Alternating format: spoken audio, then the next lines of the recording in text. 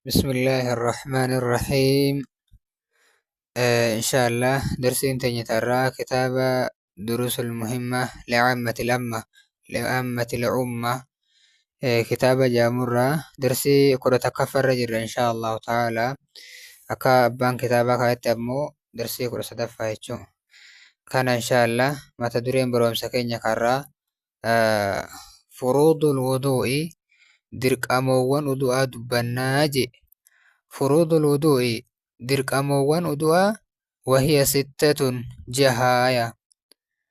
هاي تكفى غسل الوجه فول ديكاتشور درك أم ومنه فول مراه المضمدة أفان كيس بشال اللوغاتشونس والاستنشاق فنيانت والفراتشونس مال مراه فول مراه جيتشو لما وغسل اليدين حركة لمان ديكاتشون مع المرفقين شكلي لماني وجين حركة لمان ديكاتشودا.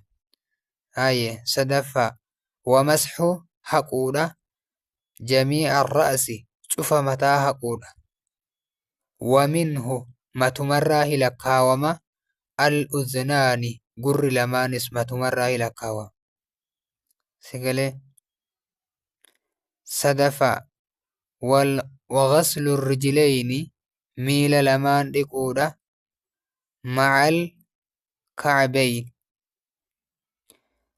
كيو لماني وجين يوكاو كومي لماني وجين ميل ديكاتشودا.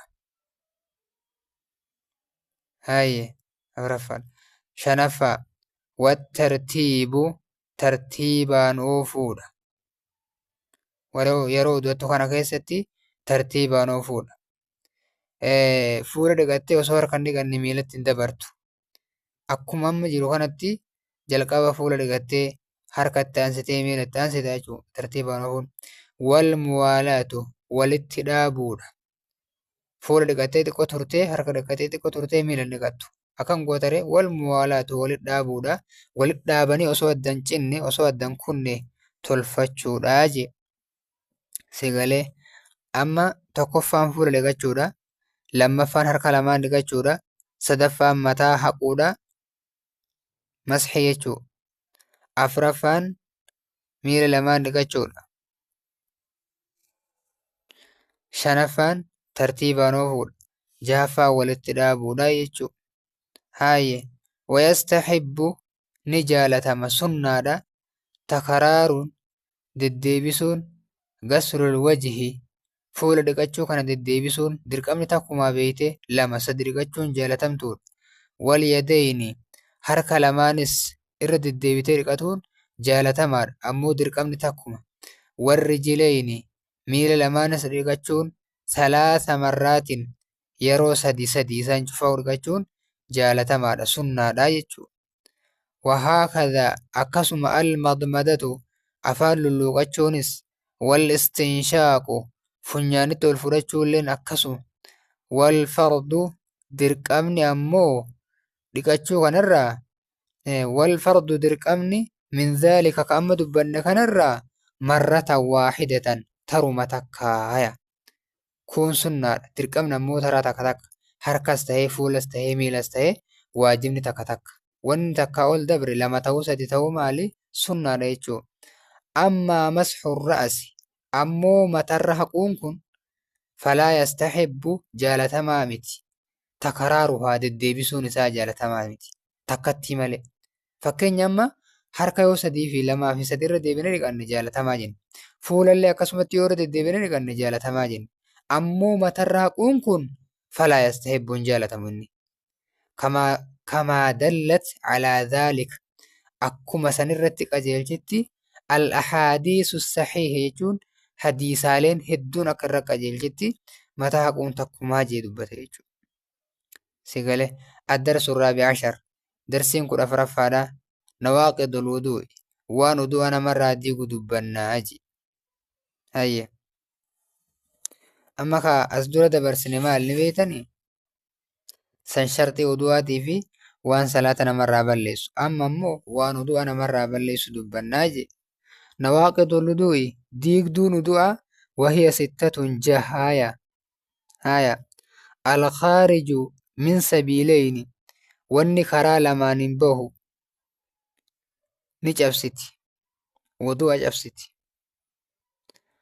walkhaariju alfaaxishu wanti hamaan namarraa babbahus akka qilleensaati yoo namarraa bahe jechuu ni cabsa wudu'a annajsu inni najisa ka ta'e من لا لا والخارج الفاحش والنهما نمر بهز النجس إني نجسة من الجسد قامر راكبه يجو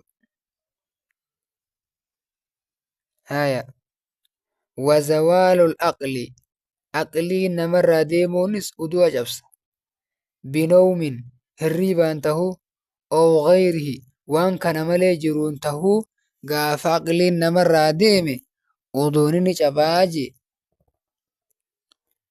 wamassul farji qaama saalaa iftuquunis bilyadi harkaan iftuquulleen udu'a cabsa qubulan duraan tahuu awkaana duburan takkaa duubaan tahuu qaamuma saalaa if qabannaan ni caba jechuu uduuni min gayri haa'ilin huccurraan osoo hin tahin kallattiidhaan gaafa tuyxee sirraa caba jechuudha.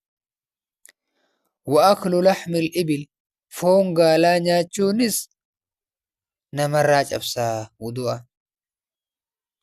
Warriddatu anil islaam islaaminna irraa garagaluunis wudu'a namarraa cabsa. Acaadana Allahu rabbiin nu haa tiisu islaaminna irraa garagaluu kana walmuslimiina min zaalik muslimtoota cufaa sanirraa rabbi haa tiisuu je. Kas inshaallah asirra dhaabbanna. Foon gaalaa wanni itti inni udu'a cabsuu danda'e gaafa tokko rasuulli rabbii sallallahu alaihi wasallam foon gaalaa nyaatanii osoo akkana sahabaa keessa taa'uu jiranii sagalee wahii dhagahamte jechuudha. Yeroo kana namoonni shashakkanii rasuulli cal jeetuma isin cuftuu kaa udu'adhaa jeen. Akkasitti deemanii gaafa sirraa namni foon gaalaa nyaate udu'achuun dirqama irratti tahee jiran. Inni biraa ammoo gaalli kun dheeraadha. Gaalli dhedheeraadha mire. Muka garaagaraa nyaata. Muka dawaa qabu nyaata. Foon isaa gaafa nyaatte qaama kee kana ni hiika. Adda hiika.